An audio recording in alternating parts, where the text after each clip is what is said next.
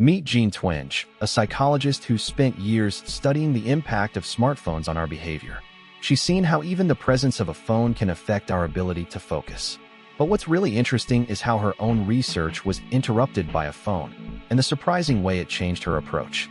What can we learn from her experience about the hidden power of our phones? Here are the 6 ways your phone is quietly draining your focus, and how to break free from its grasp.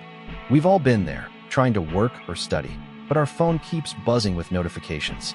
It's not just the actual messages that are the problem, but the anticipation of what might be coming in.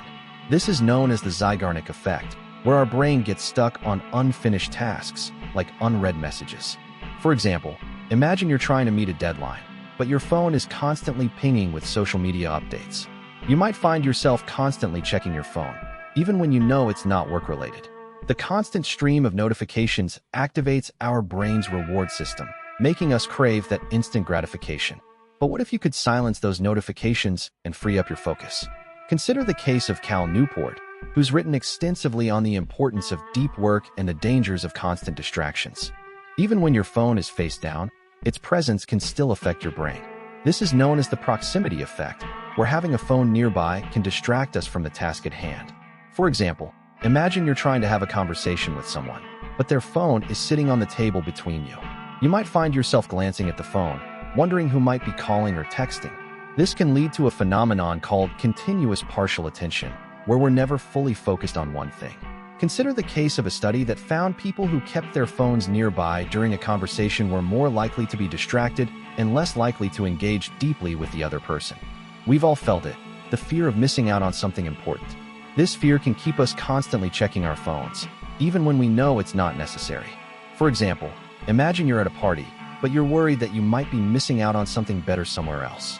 You might find yourself constantly checking your phone for updates, even though you're already having a good time. This is known as the fear of missing out, or FOMO, and it's a powerful driver of phone addiction. Consider the case of a person who's trying to cut down on their phone use, but finds it hard to resist the temptation of social media. We've all gotten caught up in the endless scroll of social media, scrolling through our feeds, comparing our lives to others, and feeling like we're missing out. This is known as the variable reward schedule, where we're conditioned to keep scrolling in hopes of finding something interesting. For example, imagine you're scrolling through your Instagram feed, and you see a post from a friend who's on vacation. You might find yourself feeling envious and wanting to post something similar. But what if you could break free from this cycle and focus on your own goals and aspirations? Consider the case of a person who's trying to use social media in a more intentional way by setting boundaries and prioritizing their own needs. Number 4 is the one that might surprise you the most: the way social media uses a variable reward schedule to keep us hooked. Phone addiction doesn't just affect our individual focus, it also affects our relationships and work. For example, imagine you're on a date, but you're constantly checking your phone for updates. You might find yourself feeling disconnected from the person in front of you and missing out on meaningful interactions. This is known as the cost of distraction, where our phone use can have real-world consequences. Consider the case of a person who's trying to balance their work and personal life, but finds it hard to put down their phone. So how can we break free from phone addiction and regain our focus? It starts with setting boundaries and being intentional about our phone use. For example, imagine you're trying to work on a project, but you keep getting distracted by your phone. You might find it helpful to turn off notifications or put your phone in a different room.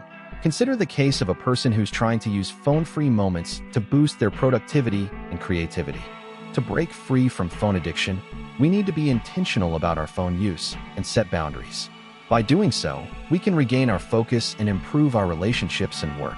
Try turning off notifications or putting your phone in a different room to start. Subscribe to Cashology for the psychology behind your money.